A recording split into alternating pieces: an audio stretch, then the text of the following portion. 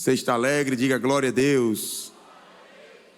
Que bom que estamos aqui reunidos na presença de Deus para adorá-lo e glorificar o seu nome, dizer que Ele é grande, que Ele é poderoso e que Ele faz o que nenhum outro pode fazer, né?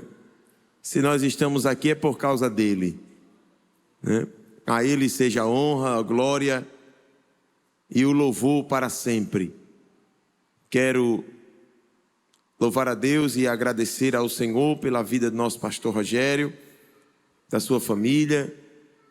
Meu desejo é que Deus continue os abençoando, os fazendo prosperar em tudo, e que o nome do Senhor siga sendo glorificado através da sua vida, do nosso pastor e de toda a sua casa, bem como de cada obreiro desta igreja, cada irmão, cada crente, membro, congregado, aqueles que vieram aqui nesta noite adorar a Deus e também aqueles que estão nos acompanhando através da transmissão.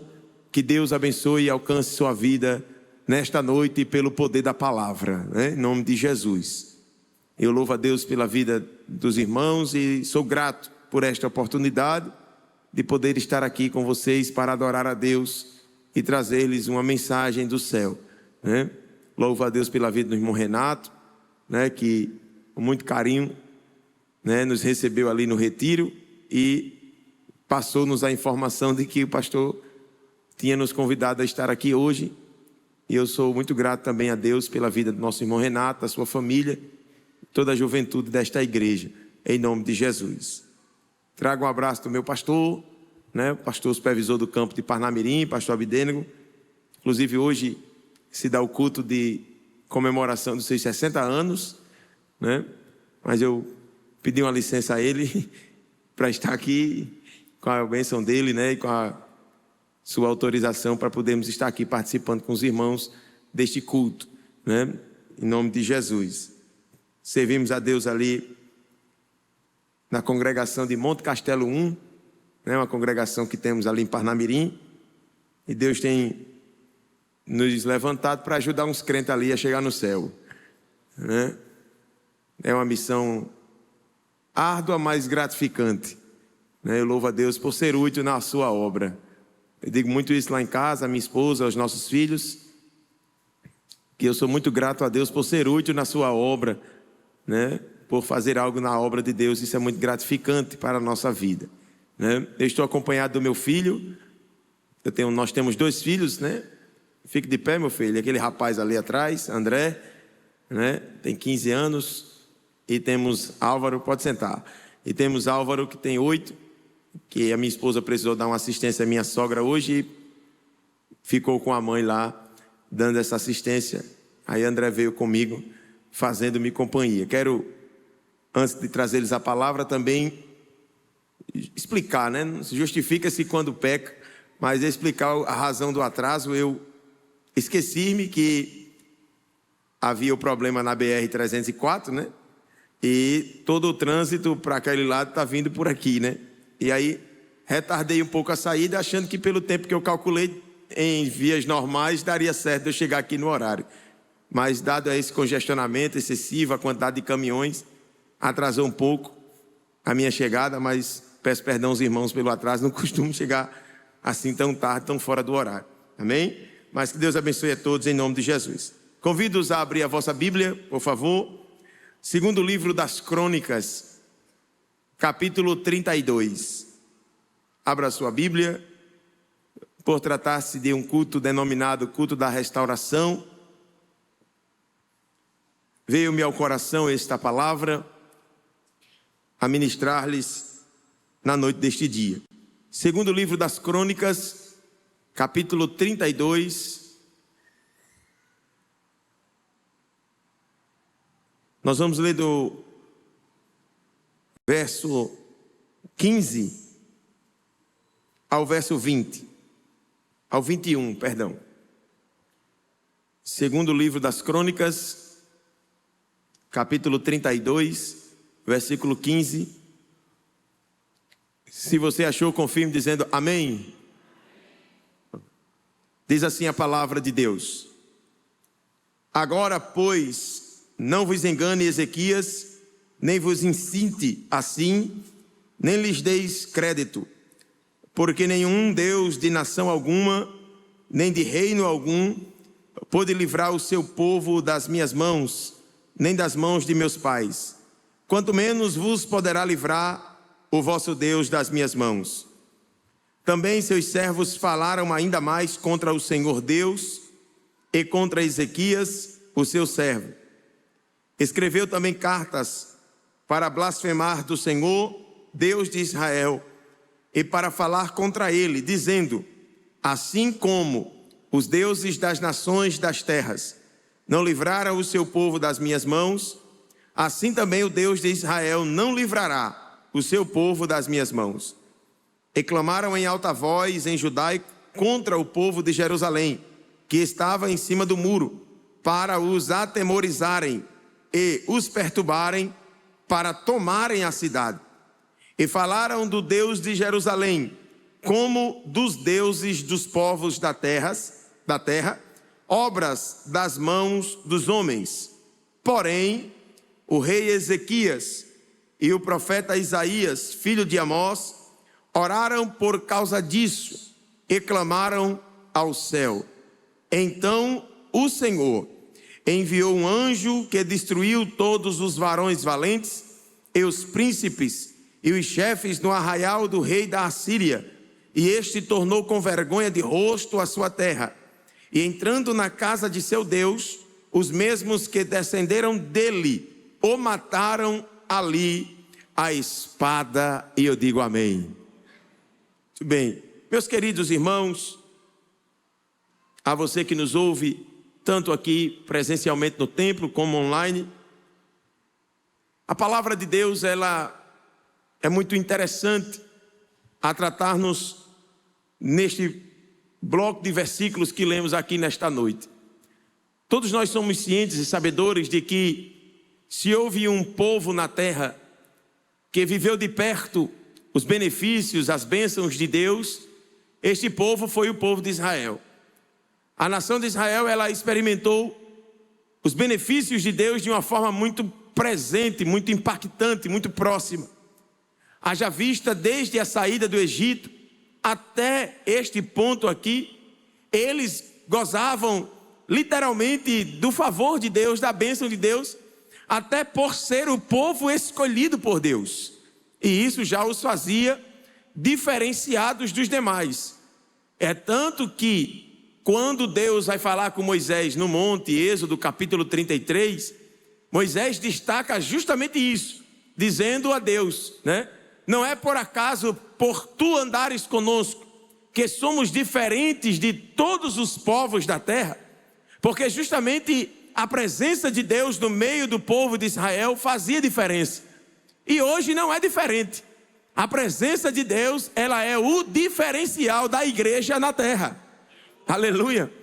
Haja visto, irmãos, que quando este povo estava no Egito, sofrendo debaixo do jugo de Faraó, e Deus decide trazer Moisés de volta ao Egito para livrar o seu povo das mãos de Faraó, Deus envia 10 pragas, e a presença de Deus, ela é tão impactante, é tão diferencial na vida do crente, que as pragas que desciam sobre o Egito, elas só atacavam as casas dos egípcios.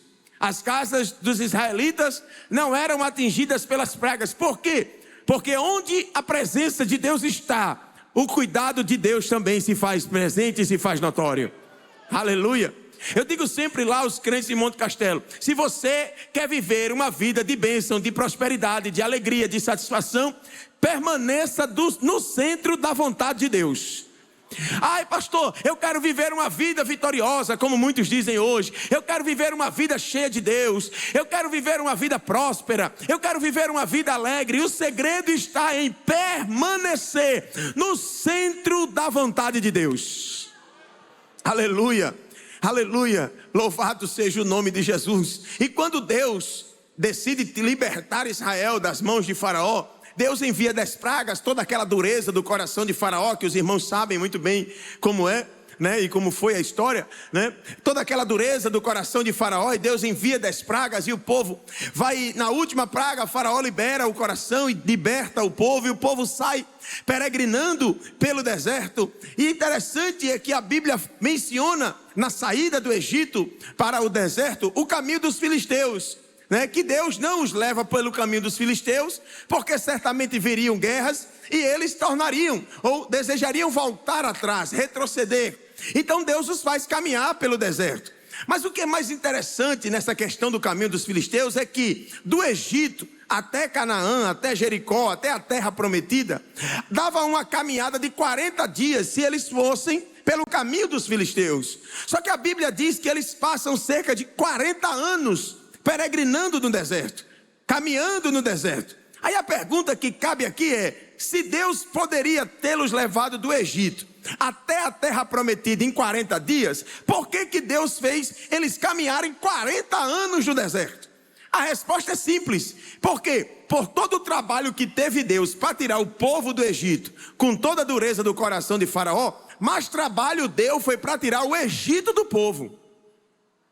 Por quê, pastor? Porque tem gente que sai do Egito, mas o Egito não sai dele. Aí ele vai ficar batendo cabeça no deserto por um tempo, até entender que o que é do Egito não me serve mais, que o que é do Egito não pode mais ter parte na minha vida, que o que é do Egito não tem mais parte comigo. Pelo contrário, agora eu estou caminhando debaixo da potente mão do nosso Senhor Deus. Aleluia. Então o povo peregrina no deserto 40 anos, e é interessante esse período, por quê? Porque quando eles estão com sede, eles vão reclamar a Moisés: Moisés, nós temos sede, saímos do Egito para morrer de sede aqui. Moisés ora a Deus e a resposta de Deus é: vai sair água da rocha, e a água brota da rocha. Moisés, estamos com fome. Deus disse: está aqui o maná, comam. Abusamos de maná, queremos comer carne. Deus disse: isso não é problema, está aqui as cordonizes, comam. Chegamos em Mara, Moisés, aqui não tem rocha para sair água, e agora? As águas de Mara são amargas. Moisés ora a Deus, Deus diz: pega um pedaço de graveto aí, de pau, de madeira, jogue dentro das águas, e a água amarga ficou doce, mas ninguém morreu de sede, nem de fome. As sandálias não se desgastavam, as roupas não se acabavam, porque quando eu estou no centro da vontade de Deus, Deus está cuidando de tudo. Aleluia. Permanecer no centro da vontade de Deus me fará viver o cuidado de Deus. Aleluia. Louvado seja o nome de Jesus. Eu não costumo muito pedir para ninguém olhar para ninguém, nem pegar na mão de ninguém, mas eu vou dizer: se você quiser, diga para quem está perto de você, diga assim: se você quiser viver o cuidado de Deus, diga, permaneça no centro da sua vontade. Quem está no centro da vontade de Deus é cuidado por Deus. Aleluia. Não é isento de dificuldades, mas tem o cuidado de Deus. Não é isento de lágrimas, mas tem o consolo de Deus. Não é isento de provações, mas tem a presença de Deus.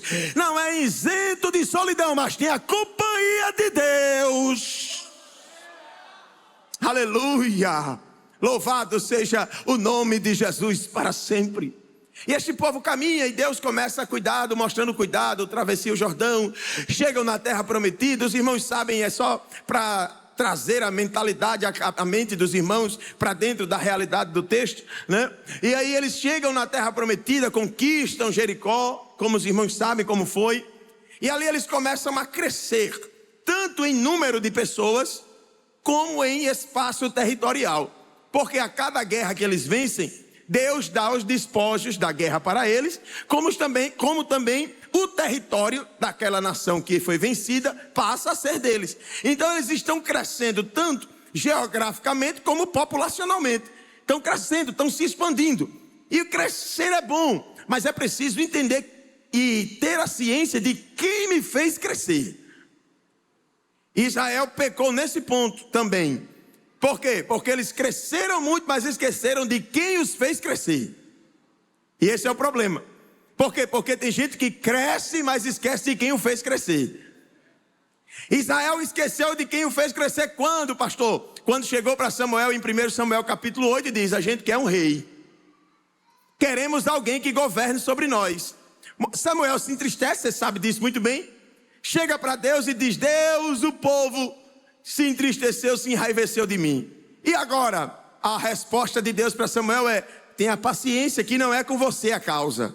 Eles não estão rejeitando você, mas é a mim que eles estão rejeitando. Mas já que eles estão pedindo um rei, não tem problema, diga a eles, porque Deus é assim, irmãos.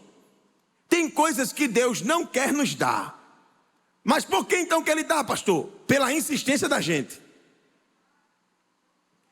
Eu digo sempre lá em Monte Castelo, aqui eu vou dizer, mas eu costumo sempre dizer só lá isso, né? Que tem crente, irmão, que eu acho que aperreia o juízo de Deus, né? Tem gente que deve agoniar o juízo de Deus, dizendo: Deus me dê, Deus me dê, Deus me dê. Aí Deus usa um dizendo: não é para tu não.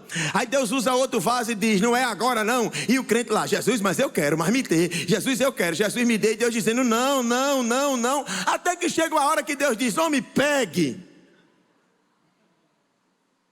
É igual criança, né? Criança birrenta, como se diz, né? Que quer o brinquedo do menino, do outro, que vê um outro com brinquedo e quer, me dê. Quando pega não tem graça nenhuma, porque não era dele, não era para ser dele, não era o tempo de ter, não era o tempo de possuir, não era o tempo de estar, não era o tempo de assinar, não era o tempo de entrar, não era o tempo de fazer. Mas quando nós aceleramos o processo, perde a graça. Mas mesmo Deus não gostando do pedido do povo de que eles queriam rei, Deus disse: tudo bem, mas diga a eles, Samuel, que este rei vai pesar a mão sobre eles, vai pegar a filha deles, as filhas deles, e vai colocar para trabalhar para ele. Diga também, Samuel, a eles que este rei que eles estão pedindo vai pegar os filhos deles e vai colocar para ser soldado, trabalhar para eles como soldado de guerra. E foi dizendo outras coisas que o rei iria fazer. E Deus falando e o povo dizendo: mas a gente quer assim mesmo. E aí é quando em 1 Samuel capítulo 9, Saul é ungido rei. E é interessante a unção de Saul, por quê? Porque Saul, ele é ungido por Deus, e a escolha de Deus, mesmo Deus não querendo que um rei fosse colocado, mas Saul é a escolha de Deus. Saul é o tipo da pessoa que começa muito bem, mas termina muito mal, né? Sobe numa proporção gigantesca. Mas por que sobe na proporção gigantesca? É porque ele volta àquilo que eu já disse, porque ele esquece de quem o fez chegar lá em cima. Saul está vencendo todas as guerras, Saul está prosperando, Israel está crescendo de uma forma avassaladora em todo o território, em todo o meio do povo. Só que quando Saul vai para a guerra contra os amalequitas, Deus dá a ordem por intermédio do profeta, dizendo a ele: olhe, você vai para a guerra com os amalequitas, mas o que é de Amaleque ou de Ameleque eu não quero. Destrua tudo, mate o rei, mate todo mundo, está tudo lá amaldiçoado. Essa é a ordem de Deus. O que Saul faz? Poupa a vida do rei de Ameleque e ainda traz animais para dentro do arraial de Deus. Quando Samuel chega, ouve o mugido dos bois, o barulho dos animais. Chega para Saul e diz: Saul, que mugido de animal é esse que eu estou escutando? Que barulho é esse aí? Saul responde para Samuel dizendo o quê? Não, é porque esses animais dos amalequitas eram tão bonitos. Eram uns boi assim, bem gordos, bem viçosos, bem robustos. Olha, dá um sacrifício de primeira para Deus. Aí Samuel olhou assim para Saul. Se fosse hoje em dia, talvez eu dissesse assim: Saul, tu acha que Deus está mendigando adoração, é? Porque eu acho que tem crente que pensa que Deus está mendigando adoração. Aí diz: eu vou para o culto ali dar umas gloriazinhas para Jesus, como se viesse fazer um favor para Deus, né? Tem gente que sai de casa para cultuar o Senhor, parece que vem fazer um favor para Deus. Não, eu vou ali entregar um culto a Deus, como se ele não viesse, ninguém mais ia adorar. Como se ele não der glória, ninguém mais vai dar glória. Como se ele não se alegrar cultuando ao Senhor, ninguém mais vai se alegrar. Acabe com isso, irmãos. Se você não adorar, tem quem adore. Se eu não adorar, tem quem adore. Se eu não der glória, tem quem dê glória. E se ninguém aqui na terra falar, a Bíblia diz em Apocalipse que tem 24 anciãos, 24 velhinhos, que todo dia vai lá diante do trono, se dobra diante do altar de Deus e diz: digno é o Cordeiro de receber a honra, a glória, o louvor, a adoração. Só Ele é digno. Aleluia. Vou fazer como fazem os pregadores. Tem alguém que veio adorar aqui nesta noite? Levante a mão e diga glória. Aleluia. Louvado seja o nome de Jesus para sempre. E Deus disse, e aí Samuel olha para Samuel olha para Saul e diz, e por acaso tem Deus mais prazer em sacrifício do que em obediência? Saul entende uma coisa, obedecer é melhor do que sacrificar. E eu estou aprendendo na prática, que tem crente que é bom para sacrificar, mas é ruim de obedecer, que é uma benção, né? Quando eu liderava jovem, liderava novo convertido, dava aula de criança, de adolescente, de classe de escola dominical, de jovens, até já dei aula em obreiros, antes de ser pastor. Era bom demais, irmão. Ontem mesmo eu conversava com um amigo e dizia a ele, rapaz, pregar é a melhor coisa da vida. Né? A gente vai numa igreja, prega 30, 40, obviamente não estou isentando a responsabilidade existe. Estou falando de uma forma bem leve do contexto da coisa, né? E eu disse, rapaz, pregar é bom demais. Você vai para a igreja, prega 30, 40, 50 minutos, dependendo do culto, do tempo. Vai para casa, não tem problema com ninguém, não tem que saber da vida de ninguém, não tem que cuidar de ninguém, né? Aí quando você chega na ação pastoral ou na função pastoral, é completamente diferente, irmão. Você termina de pregar, não vai para casa não. Tem meia dúzia de crentes lhe esperando assim, num corredor de fila assim, eu quero falar com o senhor, quero falar com o senhor, quero falar com o senhor, né? Aí tem um que chega, pastor, minha mulher deu uma acabada de vassoura em mim. Tem outro que chega, pastor, está acontecendo isso lá em casa, né? Outro dia eu estava dormindo, 4 horas da tarde. Aí liga uma, pastor, acabou o leite do menino, acabou isso, acabou aquilo, e agora? Lá vai eu, de 4 horas da tarde, descansando para ir para o culto de noite. Mas tem que sair, tem que ajudar, tem que fazer, né? Então assim, irmãos, mas a gente fica preso a uma coisa tão pouca para Deus, achando que está fazendo muito. Porque tem gente que pensa, irmãos, que Deus está medicando a adoração e recebe qualquer coisa. Vou entregar qualquer coisa aqui para Deus, vou dar qualquer glória aqui para Deus, vou entregar qualquer culto aqui para Deus. Não, irmãos, saiu de casa para este ambiente, venha para dar o seu melhor para Deus, porque Deus não poupa para dar o melhor dele, ou não poupou para dar o melhor dele por você. Aleluia, glória a Deus. Por quê? Porque tem gente que para sacrificar é bom, né? Coloca esses bancos tudo para fora, estou aqui. Aí coloca de um jeito, aí chega o pastor e diz, rapaz, não era assim que eu queria não. Mude, bota assim. Aí ele dizia, pô, não mexe mais não, porque eu acho melhor assim. Para sacrificar é bom, mas para obedecer, né? Tem gente que é assim. Então Saul era esse tipo de gente.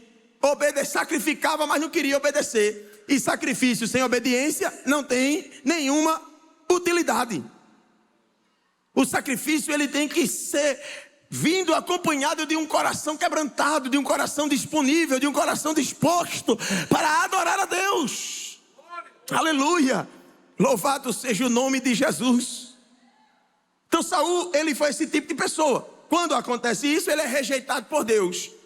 Rejeitado uma vez, Davi é escolhido para ser o seu sucessor. É escolha de Deus. Davi, como todo mundo sabe, o homem segundo o coração de Deus.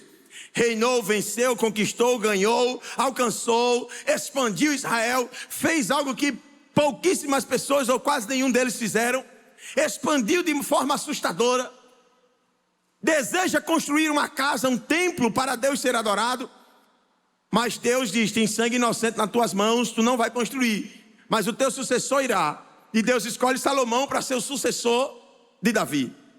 Salomão assume o trono, vai reinando com sabedoria, como ele mesmo pediu a Deus para ter, para poder entrar e sair no meio do teu povo, disse Salomão ao Senhor. Deus dá a ele sabedoria, ele está conduzindo. E Salomão ele conduz, constrói o templo para Deus, aquele templo luxuoso, com muito ouro, com muita prata, com pedras preciosas, madeiras de primeira linha, tudo muito ornado, muito organizado, muito bonito. E no dia da inauguração, segundo Crônicas capítulo 7, a glória de Deus desceu ali naquele meio. Foi abundante o poder de Deus, foi visível que Deus estava se agradando daquele ambiente. Mas no verso de número 14, Deus fala dizendo, se o meu povo, que se chama pelo meu nome, se humilhar e orar e buscar a minha face, e se converter dos seus maus caminhos, então eu ouvirei dos céus, perdoarei os seus pecados, sararei a sua terra. Agora estarão abertos meus olhos e atentos meus ouvidos à oração que se fizer neste lugar. Sabe por que Deus fala dessa forma? Outro dia um crente perguntou: pastor, mas por que Deus falou assim na inauguração do templo? É porque para Deus vale mais um coração quebrantado e contrito do que paredes luxuosas. Deus estava dizendo: a parede é luxuosa, a pedra preciosa é bonita, o piso é bonito, as colunas são bonitas, a madeira é de primeira, mas os corações que entrarem aqui para adorar têm que vir com o coração disponível e disposto a entregar um culto de adoração. Aleluia! Era como se Deus estivesse dizendo: não adianta muito luxo sem quebrantamento. E aí as pessoas começaram a entender isso. E quando Salomão morre, a Bíblia diz que o seu filho Roboão assume o trono. E quando Roboão assume o trono, a Bíblia conta-nos que Roboão ele enfrenta um problema. Qual é o problema? A construção do templo gerou um custo altíssimo para o povo, de manutenção do templo. O que é que eles fizeram? Aumenta o custo do imposto. Roboão, quando senta na cadeira de rei, a Bíblia diz o seguinte: que ele vai tomar conselho com dois grupos de pessoas. Ele vai tomar conselho com os anciãos e vai tomar conselho com os mais jovens. O conselho dos anciãos para Roboão é: alivia a mão, não arroche, não aperta esse povo. Vá com calma que você vai ter esse povo todo com você na hora que você precisar. Roboão sai da sala dos anciãos, vai para a sala dos jovens, dos mancebos. Quando chega lá, o conselho dos mancebos é o contrário: aperta, maltrata. Se teu pai bateu nele com vara, bate nele com açoites e escorpiões. Roboão, ao invés de ouvir o conselho dos anciãos, ouve o conselho dos jovens. Aperta o povo, maltrata o povo, pisa no povo, açoita o povo, arrocha as coisas. O povo chateado se dispersa e aclamam Jeroboão como rei deles. E aqui que entra aquilo que se chama na teologia de divisão de reino. Quando 10 tribos debandam-se para o reino norte e 2 tribos para o reino sul. Reino norte com sede em Israel e capital em Samaria. Reino sul com sede em Judá e capital em Jerusalém. E a Bíblia diz que a partir de então, já não é mais Deus quem decide quem será o rei. Já não é Deus como escolheu Saul, como escolheu Davi, como escolheu Salomão, que decide quem será. Agora são sucessões paternas. É a monarquia na literalidade da expressão. O rei morre, o filho assume. O rei morre, o filho assume. O 12º rei, segundo Crônicas capítulo 28, que assume sobre Judá, é o rei Acais. A Bíblia diz que Acais, quando senta na cadeira de rei, faz o que é mal aos olhos do Senhor. Fecha o templo, destrói os muros, acaba com o altar de Deus. No tempo de Acais não tem adoração, não tem culto, não tem louvor, não tem sacrifício. Deus não está presente, Deus é abandonado, Deus é rejeitado. Aí alguém pode perguntar: mas por que, pastor, que Acais fez isso? Acais fez isso para não ser confrontado pelos assírios. Qual foi a de Acais? Eu vou ficar na minha, ninguém aqui faz nada. Pegou os utensílios da casa de Deus e deu de presente aos assírios, em troca de não ser atacado, em troca de não ser confrontado. Aí você pode dizer: pastor, o que é que isso tem a ver com os dias de hoje? Muita coisa. Por quê? Porque nós estamos cercados por ideologias. A Bíblia chama em Hebreus 12, cercado por uma grande nuvem de testemunhas, que estão querendo introduzir ideologias, pensamentos, práticas, costumes diabólicos, que querem trazer, introduzir-se dentro da igreja, misturar-se no meio do povo de Deus. E muitos, não todos obviamente, mas alguns tem sido curvado, tem se dobrado, tem se calado, tem se amordaçado diante dessas práticas, com medo de perder popularidade, com medo de perder o amigo, com medo de perder a influência, com medo de perder o engajamento, com medo de perder o seguidor, com medo de ser cancelado, com medo de ser bloqueado. Tem se curvado diante disso, mas Deus levantará Ezequias nesses últimos tempos, que não temerão medo das represálias, mas hastearão a bandeira do Evangelho em defesa da causa do Senhor. Aleluia. Aleluia. Acais foi totalmente desonesto com Deus. Acais foi contrariamente àquilo que Deus queria que ele fizesse. E quando volta a falar o que disse no começo, quando eu saio do centro da vontade de Deus, até aquilo que eu tinha direito de ganhar eu perco. Eu digo sempre lá em Monte Castelo que quem honra a Deus é honrado por Deus. Mas quem desonra a Deus, até as honras que ele tinha direito de receber, ele perde. Acais é um exemplo disso. A Bíblia diz que quando Acais é morto, ele vai ser sepultado no sepulcro em Jerusalém. E o último ato de honraria que um rei recebia era o seu sepultamento. Existia o sepulcro dos reis, como a própria palavra já diz, onde só os reis eram sepultados. E era o último ato de honra que o rei recebia, ser sepultado no sepulcro dos reis. A Bíblia diz, no capítulo de número 28, versículo de número... Deixa eu achar aqui para dizer bem direitinho. Capítulo de número 28, versículo de número 27. Que quando Acais morre, ele não é sepultado no sepulcro dos reis. Aí alguém pode dizer, o que isso tem a ver com a minha vida? Tem muita coisa. Vou te explicar bem direitinho. Não sei se você já se deparou com certos momentos da vida, ao ouvir alguém dizer, ou até mesmo você pode ter dito, ou já ouviu alguém dizendo assim, rapaz, eu tinha certeza que ia dar certo, e deu errado. Certamente você já ouviu alguém dizer assim, rapaz, eu tinha certeza que fulano ia me ajudar, e não me ajudou. Eu tinha certeza que ia acontecer, e não aconteceu. São honras, são bênçãos, são benefícios, que você tinha ou alguém tinha direito até de receber, mas perde por quê? Porque desonra a Deus. Porque sai do centro da vontade de Deus, porque sai daquilo que Deus quer que você faça, porque abandona aquilo que Deus colocou para você fazer, prefere agradar homem do que agradar a Deus, aí perde até aquilo que você tinha por direito de receber. Louvado seja o nome de Jesus. Acais perdeu porque não honrou a Deus. Acais morre, é sepultado. O verso 27 termina dizendo, e Ezequias seu filho reinou em seu lugar. É interessante o reinado de Ezequias. Por quê? Porque Ezequias, ele, quando senta na cadeira de rei, a primeira coisa que ele chama é os sacerdotes e os levitas. Sacerdotes e levitas, venham cá. Como é que está a casa de Deus? O templo do Senhor, como é que está? A resposta dos sacerdotes e levitas para ele é, rapaz, está tudo destruído. Teu pai destruiu tudo, acabou com tudo, não tem culto, não tem adoração, não tem louvor, não tem nada.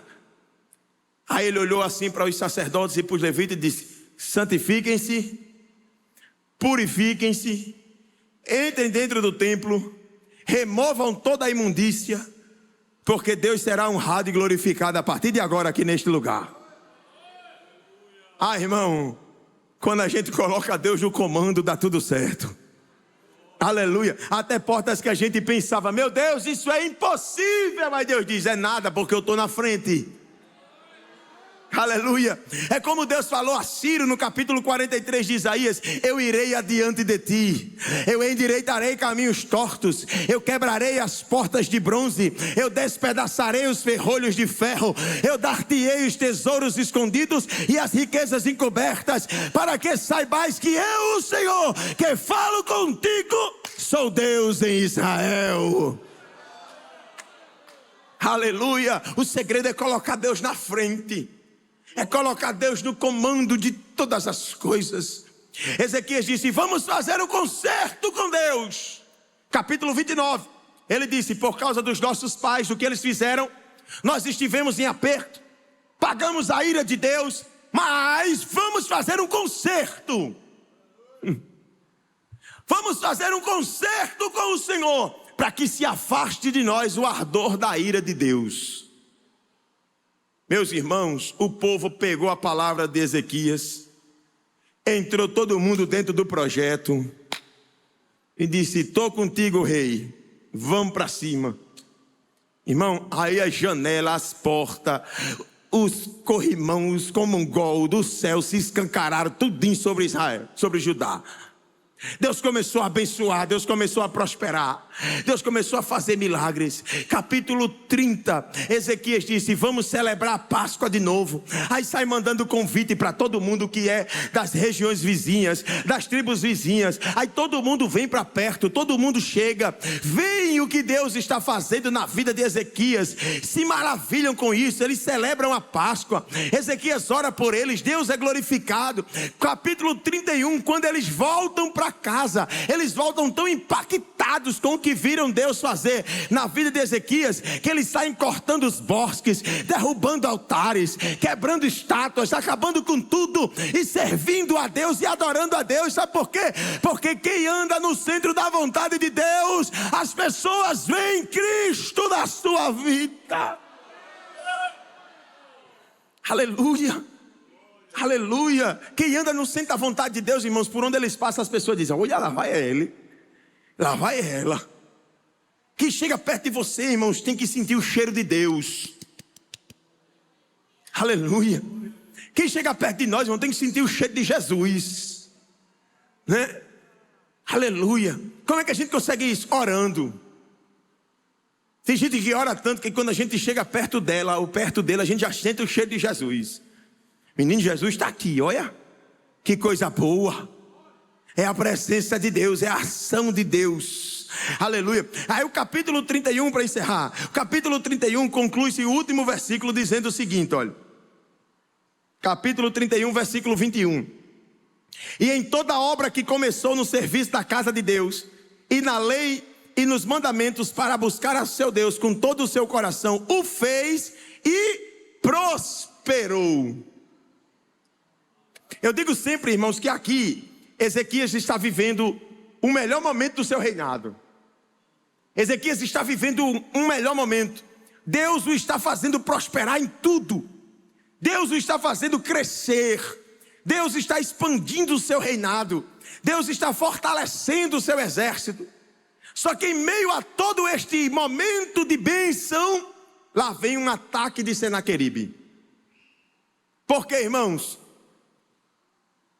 Porque o fato de eu estar no centro da vontade de Deus não me isentará de lutas.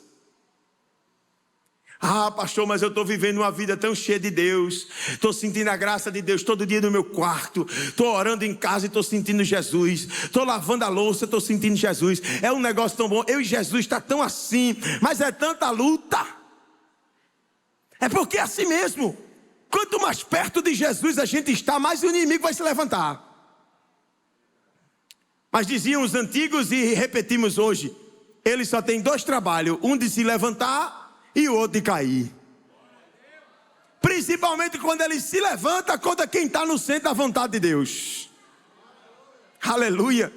Ezequias, quando soube do ataque de Senaqueribe, o que foi que ele fez? Chamou os seus soldados, seus líderes de exército, reuniu todo mundo e disse: ei, Senaqueribe está vindo aí. Nós temos fontes de águas. O nosso muro tem algumas rupturas, algumas rachaduras. Nós estamos despreparados, ele está vindo. O que é que vamos fazer, rei? Ele disse: vamos tapar a fonte. Tem esse negócio de deixar água de bobeira para o inimigo, não. Tape a fonte. Taparam a fonte. E o muro, rei? Tape a brecha do muro e construa outro muro, fortificando ainda mais. E em cima do muro, rei? Em cima do muro coloque os guardas. O inimigo vai vir de lá para cá.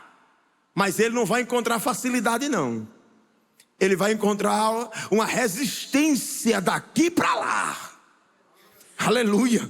Por isso que quando Jesus disse a Pedro e aos outros discípulos: as portas do inferno não prevalecerão contra ela, não é que as portas do inferno vai vir contra a igreja, não. É a igreja que vai contra as portas do inferno. Satanás que quiser que fortaleça, que ajuste, que prepare as fechaduras e as dobradiças lá das suas portas do inferno. Mas em João Câmara tem uma igreja viva, cheia de Deus, que não se dobrará, mas que avançará. Aleluia. Taparam as fontes, prepararam o muro, construíram o muro, os guardas estão em pós. Ezequias fala-lhes ao coração dizendo: não temais, nem vos assusteis por causa do rei da Síria, nem por causa da multidão que está com ele, porque há um conosco maior do que com ele. Com ele está o braço de carne, mas conosco está o Senhor nosso Deus, para nos ajudar e para guerrear as nossas guerras. Aí a Bíblia diz que o povo descansou. Descansou no sentido de fortalecimento. Ficou animado, ficou agora preparado. Todo mundo no seu devido lugar. Versículo 15 do capítulo 32, é o texto que nós lemos, né? Vou pregar agora. Até aqui foi a introdução. Mas o bom é que eu só prego 2 minutos. A introdução é que é grande, né? Eu sou um pregador rapidinho. A introdução que demora.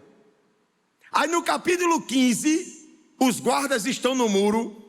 A fonte está tapada. O muro está construído. O que é que Senaqueribe faz? Manda mensageiros lá. E o que é que os mensageiros de Senaqueribe dizem? Chegam lá no pé do muro e gritam: ei! Aí os homens que estão em cima olham, diga.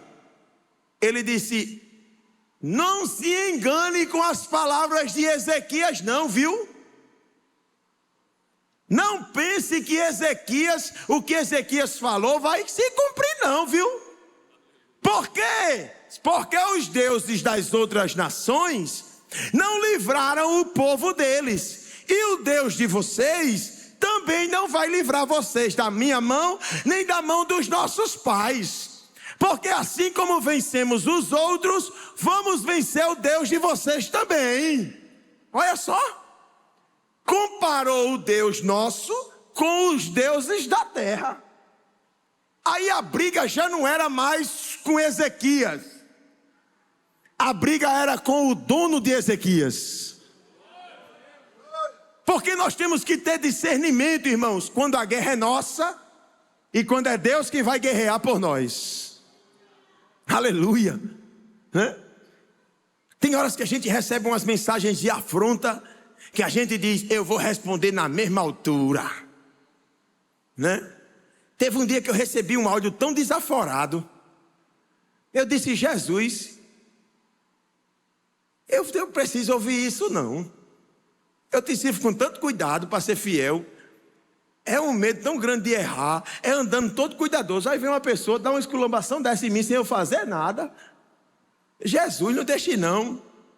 Aí eu disse: mas Jesus, mas me dê licença. Dessa vez eu vou responder, viu? Aí peguei o telefone, pastor. Gravei um áudio daquele modelo. Tem que ser me respeite. E pá. E enviei. E fiquei olhando. Aí o WhatsApp, agora você consegue cancelar, mas quando aconteceu isso, você mandava a mensagem, ficava um tracinho, um Vzinho, né? Enviou. A pessoa lá recebeu 2 Vzinhos. A pessoa lá viu, ficava azul. Só que agora não fica, né? Mas tem uns que você consegue tirar o azulzinho. Aí eu mandei a mensagem para o crente. Ficou lá um palitinho. Eu digo: pronto, vou esperar, já ele recebe. E de 2 em 2 minutos eu olhava o celular e nada de ficar azul. Só ficava um tracinho. Aí eu disse: Jesus, envie logo essa mensagem. Faça aquele homem ouvir logo esse áudio. Aí eu ia parando o carro, chegando em casa. Aí uma irmã estava conversando com a minha esposa. Quando eu desço do carro, a irmã olha para mim e diz: irmão Walter, eu não era nem pastor ainda. Irmão Walter, sou. Ela disse: Deus manda eu lhe dizer um negócio. Diga, menina. Apague o áudio. Aleluia. Aí eu disse: como é que essa mulher sabe que eu mandei o áudio? Você estava dentro do carro. Aí ela disse: Deus mandou eu lhe dizer só isso. Aí eu disse: tá bom, minha irmã, já entendi. Aí fui lá e apaguei o áudio. Fiquei calado. Quando foi no outro dia, o crente mandou uma mensagem: meu irmão, me perdoe. Eu estava errado. Mandei a mensagem errada. Eu pensei que era você que tinha feito aquele negócio comigo, mas não foi você não. Aí eu disse: glória a Deus que tu não escutou, foi o áudio que eu mandei. E aí, senão tu não estava dizendo isso. Ele disse: que áudio? Eu digo: Jesus mandou apagar. Aí sabe o que é que eu entendo com isso, irmãos? É que tem resposta que não somos nós que vamos dar. Tem guerras que não somos nós que vamos lutar. Tem pelejas que não somos nós que vamos pelejar. Josafá, no capítulo 20 de 2 Crônicas, enfrentou uma peleja semelhante. E qual foi a resposta de Deus para Josafá? Capítulo 20, versículo 17, através da boca do profeta Jaziel, do rapaz Jaziel. Deus disse: Josafá, Deus manda te dizer: nesta peleja não tereis de pelejar, parai e ficai quieto e veja o livramento que vem da parte do Senhor. Aleluia. Como eu disse a vocês, eu acho que vocês perceberam, eu não gosto muito desse negócio, pegue na mão, bata no seu irmão, mas diga para ele aí, por favor, diga: fique quieto, é Deus quem vai falar. Fique tranquilo, tranquila, é Deus que vai resolver. Não abra a boca, não diga nada. O Deus que tudo vê e que tudo sabe, pelejará por nós esta causa. Aleluia. Aleluia. E eles afrontando, e eu encerro, versículo 20. Versículo 20 até o 19, está lá os mensageiros de Senaqueribe dizendo o que querem. Só que o versículo 20, capítulo 32, versículo 20 diz: porém, o rei Ezequias e o profeta Isaías, filho de Amós, oraram por causa disso. E clamaram ao céu. Esse é o segredo, é orar. Quando um crente que está no centro da vontade de Deus ora, o céu se movimenta. O céu entra em ação. Aleluia.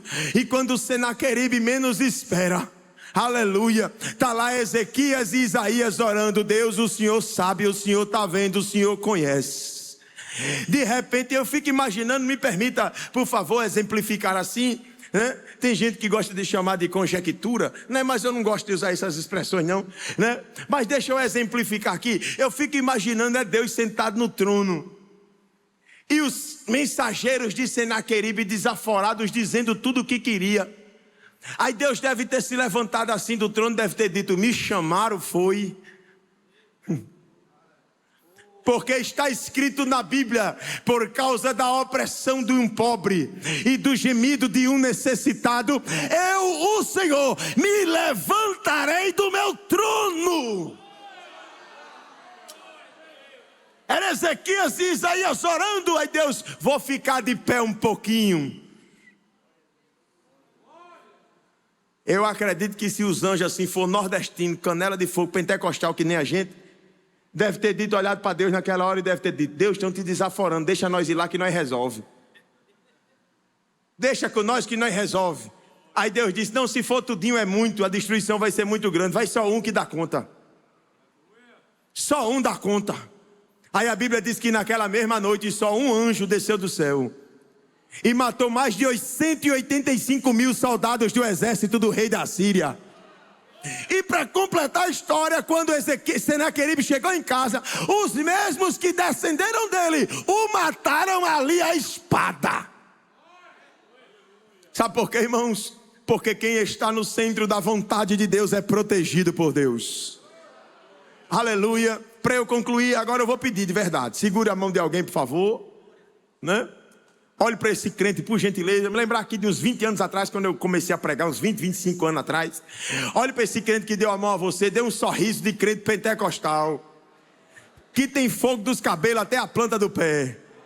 Aleluia. E diga assim para ele: se você estiver, está fraco, diga: se você estiver no centro da vontade de Deus, diga: haverá cuidado, haverá livramento, haverá proteção, haverá resposta, haverá milagre, haverá restauração, haverá prosperidade, haverá bênção, haverá crescimento, haverá expansão, receberá resistência. O segredo é estar no centro da vontade de Deus. Quem pode dar glória, diga. Quem pode dizer aleluia, diga. Quem está cheio, fala em línguas. Quem não é batizado, receba o dom de línguas. Em nome de Jesus.